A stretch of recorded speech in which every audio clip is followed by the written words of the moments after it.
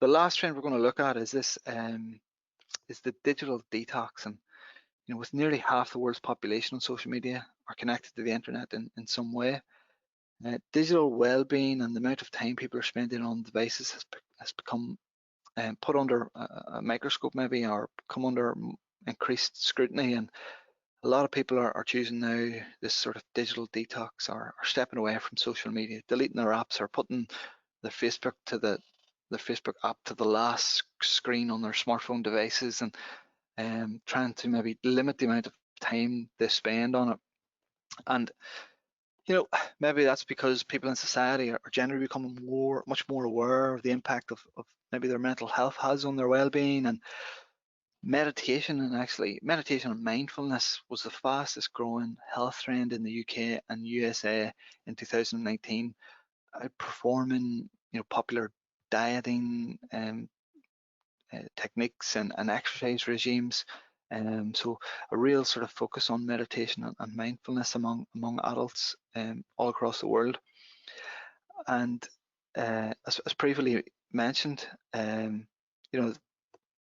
studies have shown that, as I mentioned earlier, the Facebook and other platforms can have a negative effect on mood. And perhaps updates from friends and influencer can leave people feeling a bit jealous or unfulfilled with their lives. And these emotions are, they're fairly unhealthy. And there's something that this maybe newfound awareness of mental health has allowed us to identify. And in an attempt to look after ourselves, many people are turning off on social media, or resorting to this digital detox, with 1 in 3 adults in the UK having cut back on their social media usage, citing things like waste of time, feelings of jealousy or unfulfilled, and maybe too much maybe fake news, or maybe getting to the point of actual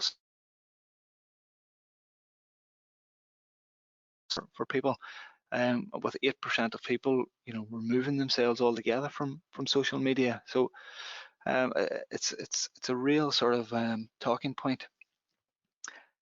If this becomes more and more trend, what as a business can you do about it? And one thing I will say is, I don't think there's any danger that social media will become null and void, or but it will have maybe an impact on your engagement and reach if less people are actually spending less time. If more people are spending less time on social media. It's going to affect your reach. It's going to affect your brand awareness, and it's going to affect the amount of customers you acquire.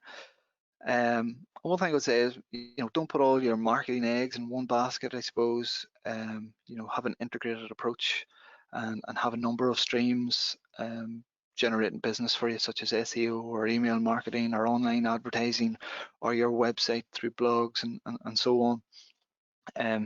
But I do think the social media landscape is somewhat in flux at the minute. I do think social media platforms are recognizing that there is a shift towards this notion of digital detoxing, and they have an onus, or there's a real need to root out negativity online. I suppose no more so than last month, big brands such as Diageo and Coca-Cola and Unilever and Starbucks began the boycott of Facebook advertising, which in one day reduced Facebook stock price by 8%. And whether that was enough for them to take notice or not, I don't know. But what those brands were telling Facebook and telling other social media platforms, that you need to more stringently police hate speech and disinformation, misinformation, and you need to moderate posts more carefully. And I think social media platforms are taking note of that. And I suppose if anything, one key takeaway of this digital detox is that now more than ever, you need to be delivering content that has a positive and a memorable impact on your audience and provides as much value to them as possible.